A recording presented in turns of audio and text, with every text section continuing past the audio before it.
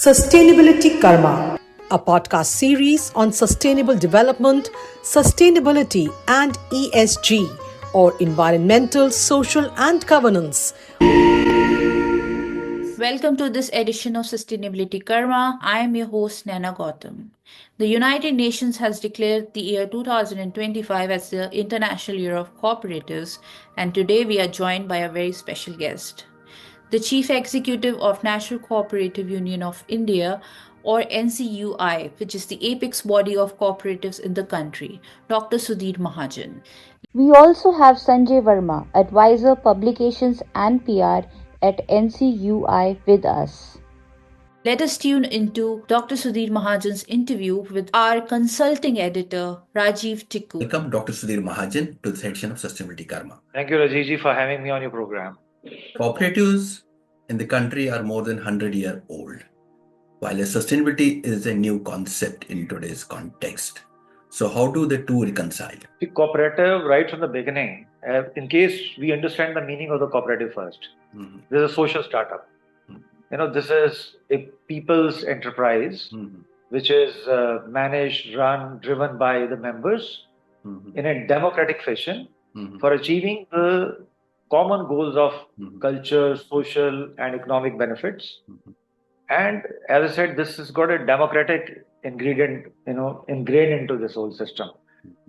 Sustainability is an area which is associated with the cooperatives. And as I said, this is a people's-driven movement.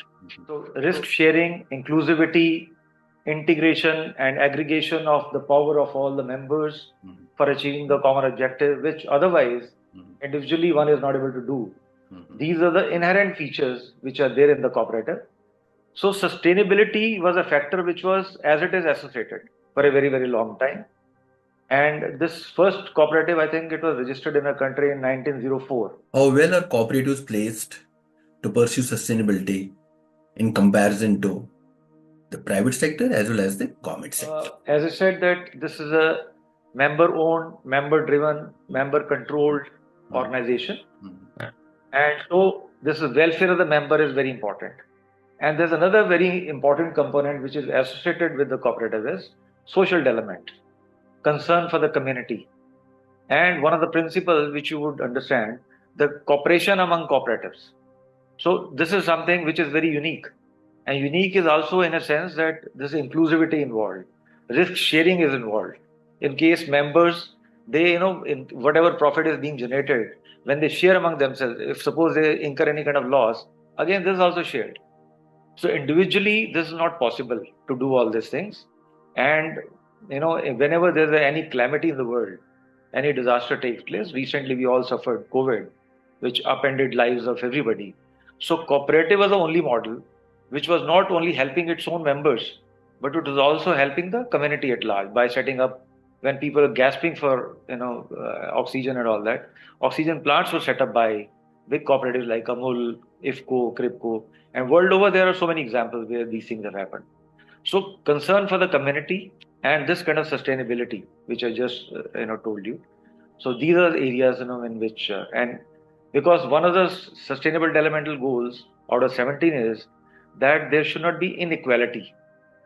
So here there's equal distribution among the members itself. So that itself takes care of the sustainable developmental goals. What kind of initiatives is NCUI taking in this direction? See, NCUI being the apex body of the cooperative movement in the country, core area is education and training. Cooperative is a business entity. It is entitled to grow the way any private sector grows. Government of India took a number of initiatives, computerization of agricultural cooperative societies, which we call it as a PACs, all over the country. And the making PACs as multi-purpose, because PACs initially used to be only for the credit, only for giving little inputs. But now there are 26 different kind of trades which are associated with the PACs. PACs have to be made more resurgent, more active in helping the economy, helping the rural economy basically. So we also aligned our activities, NCUI. We made a shift. It was a paradigm shift. We set up two different cells. One is Cooperative Entrepreneurship Development Cell, and second is National Cooperative Resource Center. As I said, COVID has created disaster. It's disrupted everybody's life. So women-led and smaller cooperatives, which were our members associated with us, they were the worst sufferers. So they never had any market linkage. We provided a physical platform in our own campus, which we call it as an NCUI Heart, so that they could bring their products to this center and they could do sale from this place, besides showcasing. We also started doing cooperative fair. We wanted to give a visibility global. So we started e-commerce platform. More than 2,000 cooperatives have already been onboarded and a lot of products are already there. People have started transacting from this platform. So this was second thing which we did. Thereafter, what we found that women is a lot which is how we came to know about it, because we have one collaboration with National Street Vendor Association of India. They said we are ready to form the cooperative, but the challenge which we face is our ladies are sitting at home and they are not doing anything. They are not contributing in our family's income. In case something of this kind can happen, that you people can offer any kind of training to them. We started one incubation center.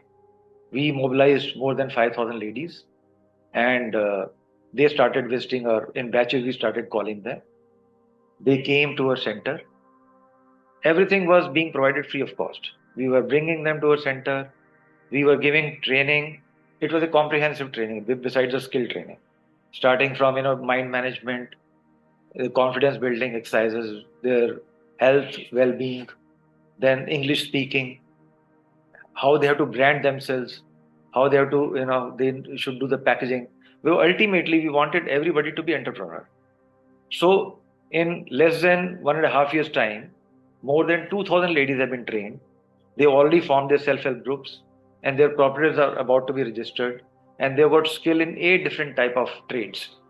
And whoever happens to be interested in going for the advanced training, then we call the resource person.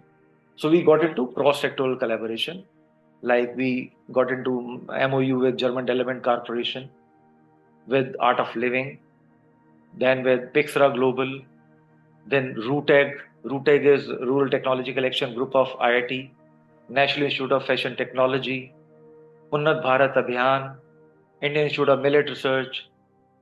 Then we also touched upon the transgender community, the vulnerable section of society.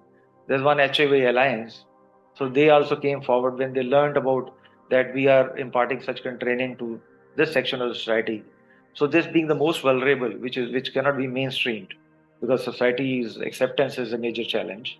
So we even, expose these people to the training which we are imparting to these people. They were more than willing in joining hands with us. And now they have also picked up this, trade. They are shunning begging.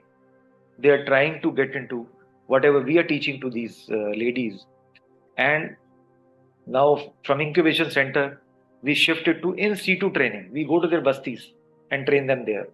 And whenever any lady, they, after a course of 30 days, whenever they go out, everyone has to take a pledge that they'll be training 10 ladies of the same kind. So this is a cascading effect. So we don't do, now they become our ambassadors, they become our trainer, and they are training these people in return. And there's another organization, HCL Foundation. Everybody knows about that. We have a collaboration with them also. As I mentioned to you about e-commerce platform of NCUI, they also have e-heart platform. So we have integrated. So their resources, their way of working, their artisans. So this is a blend of an ecosystem through which cooperatives are being grown, multiplied, and a lot many things are happening on these fronts. But how is NCUI also linked with the global community in this International Year of Cooperatives? Are there any initiatives happening there also? So we are member of International Cooperative Alliance. So like NCUI, there are many other cooperative organizations in the country which are member of International Cooperative Alliance. We have various bodies. NEDAC is the one, SICTAB, IRU, these kind of, all bodies are there. And we keep exchanging, knowledge with them whenever we have any programs. And we have also suggested to the global players, the ICA president and ICA regional presidents, they should do the road shows in the specific area, because ICA is having 4 regions. Asia Pacific is the one, Africa is the one, Europe, America. So wherever they have the strong points, that should be showcased and they should be exchanged. Finally, what would be your message for Indian cooperative sector in this International Year of Cooperatives? For the cooperative sector, I would give a message that we need to upgrade ourselves. The way private sector is upgrading, we should not be left behind, because technology adoption has always been the reluctance in the cooperative sector. And this is also one of the major reasons that we were lagging behind. So we must converge ourselves. We are already there to help anybody in this regard. So they should take strength and they should learn the best practices and they should replicate the same model for their own organization also. So we are all small building blocks which will help in making a cooperative movement a strong forte for the country.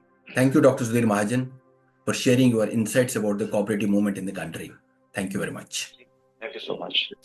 That was Dr. Sudhir Mahajan's interview with my colleague Rajiv Tikoo. Now we are joined by Sanjay Verma, Advisor Publications and PR at NCUI, about the key takeaways from the interview. That was a very, very comprehensive information provided by Dr. Mahajan. And I feel that, the cooperatives are ideal for sustainability. And simply because the cooperatives are community-based organizations with a democratic structure, and they balance social and environmental, considerations very well. And as compared to other organizations where profit is the main motive. So cooperatives are basically more concerned with community welfare. And that is why all the policymakers have a lot of hopes from cooperatives that they will be the front leaders in sustainable development and they will be able to attain the objectives of UN Sustainable Development Objectives. So it is a very good opportunity for cooperatives to become the front leaders in sustainability in this particular International Year of Cooperatives, in which various activities and programs are chalked out by all the cooperatives in alignment with the UN Sustainable Development Goals. And NCUI, being the apex organization of the cooperative movement, is also on the forefront in this sustainability endeavor, as Dr. Mahajan has rightly emphasized. He has emphasized, that so many, strategic initiative collaborations have been undertaken with various organizations. And the main motive is for the sustainable development of the farmers associated with the cooperatives, sustainable agricultural practices. And we are, in fact, leveraging the technologies of all the other organizations for the benefit of the farmers, and to how innovation can, drive rural livelihood. So this is the whole idea of all these strategic initiatives which Dr. Mahajan has outlined. Thank you, Sanjay Verma, for summing it up so well. We hope you like this program. We look forward to your feedback on our WhatsApp number 9818120554. For participation in this program, write to us at sustainability.karma@gmail.com. Looking forward to meet you again at the same time next week with a new episode and a new guest. Till then, goodbye from all of us. Sustainability Karma, a podcast series on sustainable development, sustainability and ESG.